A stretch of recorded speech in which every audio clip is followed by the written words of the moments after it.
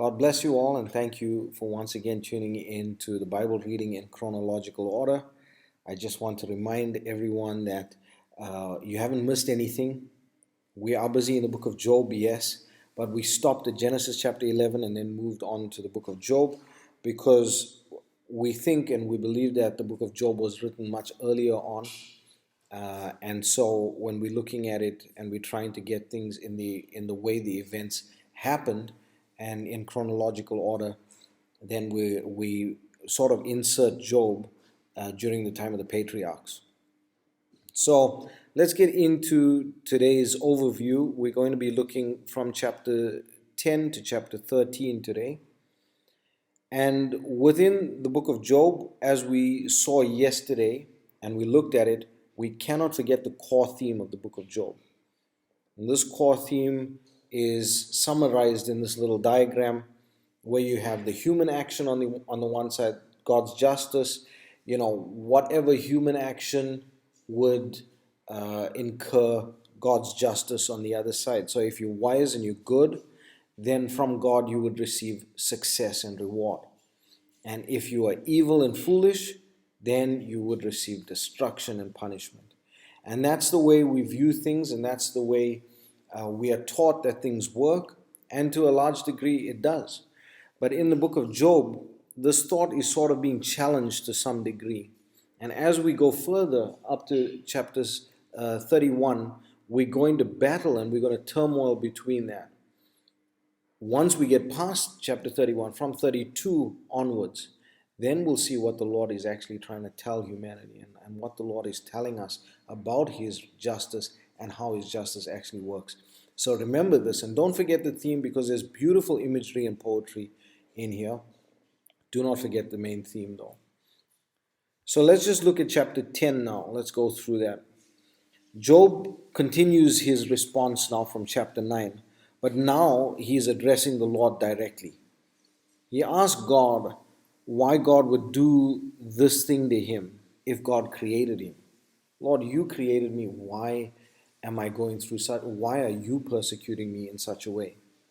And then he pleads his innocence before God once again.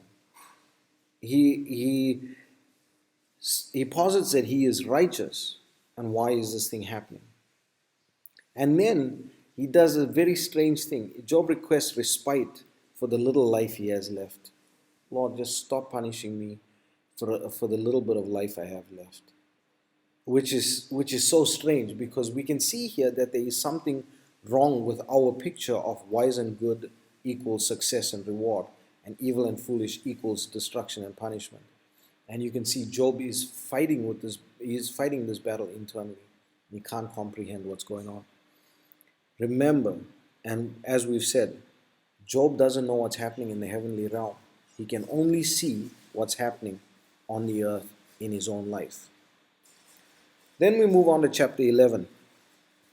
Now this is the first charge of Zophar.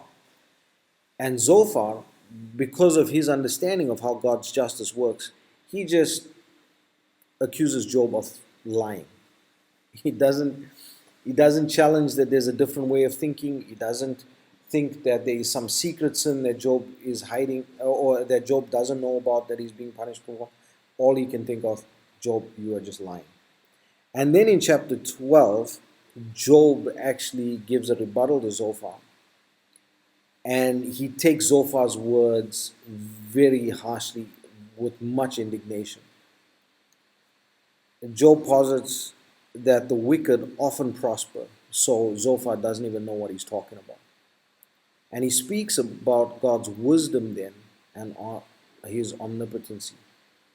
Now this is strange, because Job often goes into the spells where at one point he's crying to the Lord and saying, why are you doing this to me? Why are you so unfair? And then the next minute he's praising the Lord for the Lord's greatness. And he just can't get out of that. So when you're reading this, when you're reading through it, take into account what has happened to this man and that he cannot see in the heavenly realm. And then it will start to make sense as to what he's going through. And I think that that's really important, especially once we get to chapter 32. Remember what Job is actually going through from a human perspective. Then we get to chapter 13, and in chapter 13, Job just reproves his friends for creating a false narrative. You guys do not know what you are talking about. Then Job warns them that God will punish them for lying about him. Now, that we often miss in the book of Job, but this is something that Job warns his friends about. And then, again, Job professes his confidence in God, that if God is righteous, then he will relieve me of the suffering, that sort of thing. So when we're looking at it, let's just, I hope you enjoy the reading today, but let's just understand it from a human perspective, from a real life perspective, because this is what's happening to Job at this moment. I just put in this little drawing here of one of the most beautiful verses in all of the Word. But Job states this, though he slay me, yet will I trust in him. Job 13:15. And so I just put this down there. What a wonderful verse, but a verse that we really do not understand. And we'll get to the understanding once we tackle chapter 32 onwards. God bless you. Chapter 10.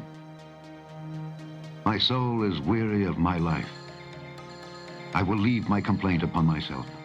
I will speak in the bitterness of my soul. I will say unto God, do not condemn me. Show me wherefore thou contendest with me. Is it good unto thee that thou shouldest oppress, that thou shouldest despise the work of thine hands, and shine upon the counsel of the wicked? Hast thou eyes of flesh, or seest thou as man seeth? Are thy days as the days of man? Are thy years as man's days, that thou inquirest after mine iniquity, and searchest after my sin? Thou knowest that I am not wicked, and there is none that can deliver out of thine hand. Thine hands have made me and fashioned me together round about, yet thou dost destroy me. Remember, I beseech thee, that thou hast made me as the clay, and wilt thou bring me into dust again? Hast thou not poured me out as milk, and curdled me like cheese? Thou hast clothed me with skin and flesh, and hast fenced me with bones and sinews. Thou hast granted me life and favor, and thy visitation hath preserved my spirit. And these things hast thou hid in thine heart?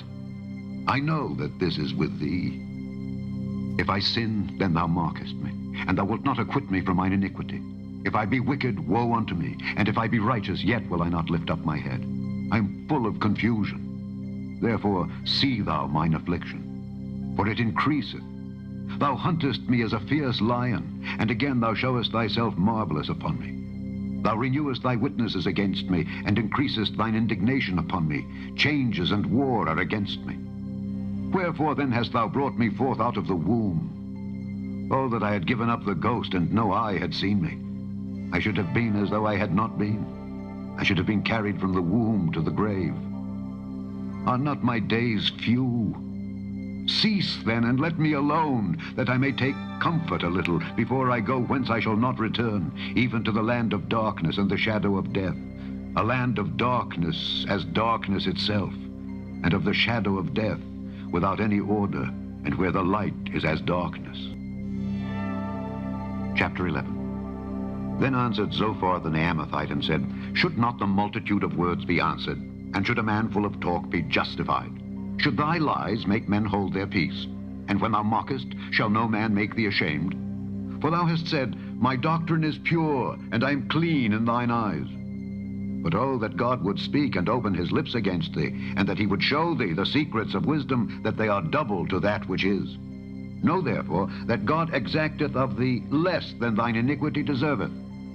Canst thou by searching find out God? Canst thou find out the Almighty unto perfection? It is as high as heaven. What canst thou do? Deeper than hell. What canst thou know? The measure thereof is longer than the earth, and broader than the sea. If he cut off and shut up, or gather together, then who can hinder him? For he knoweth vain men. He seeth wickedness also. Will he not then consider it? For vain man would be wise, though man be born like a wild ass's colt.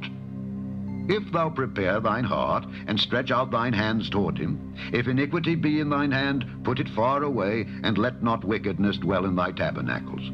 For then shalt thou lift up thy face without spot, yea, thou shalt be steadfast, and shalt not fear. because thou shalt forget thy misery, and remember it as waters that pass away. And thine age shall be clearer than the noonday. Thou shalt shine forth, thou shalt be as the morning. And thou shalt be secure, because there is hope. Yea, thou shalt dig about thee, and thou shalt take thy rest in safety. Also thou shalt lie down, and none shall make thee afraid. Yea, many shall make suit unto thee. But the eyes of the wicked shall fail, and they shall not escape, and their hope shall be as the giving up of the ghost. Chapter 12. And Job answered and said, No doubt but ye are the people, and wisdom shall die with you. But I have understanding as well as you. I am not inferior to you. Yea, who knoweth not such things as these? I am as one mocked of his neighbor, who calleth upon God, and he answereth him. The just, upright man is laughed to scorn. He that is ready to slip with his feet is as a lamp despised in the thought of him that is at ease. The tabernacles of robbers prosper, and they that provoke God are secure, into whose hand God bringeth abundantly.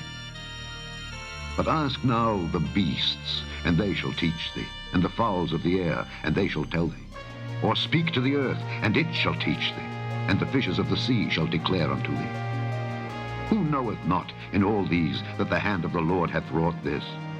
In whose hand is the soul of every living thing, and the breath of all mankind? Doth not the ear try words, and the mouth taste his meat? With the ancient is wisdom, and in length of days understanding. With him is wisdom and strength. He hath counsel and understanding. Behold, he breaketh down, and it cannot be built again. He shutteth up a man, and there can be no opening. Behold, he withholdeth the waters, and they dry up. Also he sendeth them out, and they overturn the earth. With him is strength and wisdom. The deceived and the deceiver are his. He leadeth counselors away spoiled, and he maketh the judges fools. He looseth the bond of kings, and girdeth their loins with a girdle. He leadeth princes away spoiled, and overthroweth the mighty. He removeth away the speech of the trusty, and taketh away the understanding of the aged. He poureth contempt upon princes, and weakeneth the strength of the mighty. He discovereth deep things out of darkness, and bringeth out to light the shadow of death. He increaseth the nations, and destroyeth them. He enlargeth the nations, and straighteneth them again. He taketh away the heart of the chief of the people of the earth, and causeth them to wander in a wilderness where there is no way. They grope in the dark without light, and he maketh them to stagger like a drunken man. Chapter 13. Lo, mine eye hath seen all this, mine ear hath heard and understood it. What ye know, the same do I know also. I am not inferior unto you.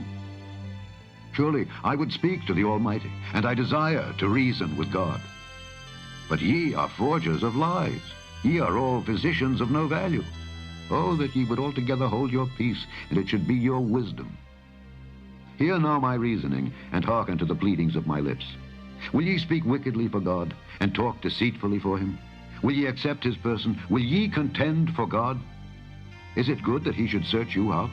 Or as one man mocketh another, do ye so mock him? He will surely reprove you, if ye do secretly accept persons. Shall not his excellency make you afraid, and his dread fall upon you? Your remembrances are like unto ashes, your bodies to bodies of clay. Hold your peace, let me alone that I may speak, and let come on me what will. Wherefore do I take my flesh in my teeth, and put my life in mine hand? Though he slay me, yet will I trust in him. But I will maintain mine own ways before him. He also shall be my salvation, for an hypocrite shall not come before him. Hear diligently my speech and my declaration with your ears. Behold now, I have ordered my cause. I know that I shall be justified. Who is he that will plead with me? For now, if I hold my tongue, I shall give up the ghost. Only do not two things unto me, then will I not hide myself from thee. Withdraw thine hand far from me, and let not thy dread make me afraid. Then call thou, and I will answer. Or let me speak, and answer thou me. How many are mine iniquities and sins? Make me to know my transgression and my sin. Wherefore hidest thou thy face, and holdest me for thine enemy? Wilt thou break a leaf driven to and fro? And wilt thou pursue the dry stubble? For thou writest bitter things against me, and makest me to possess the iniquities of my youth. Thou puttest my feet also in the stocks, and lookest narrowly unto all my paths. Thou settest a print upon the heels of my feet. And he, as a rotten thing, consumeth, as a garment that is moth-eaten.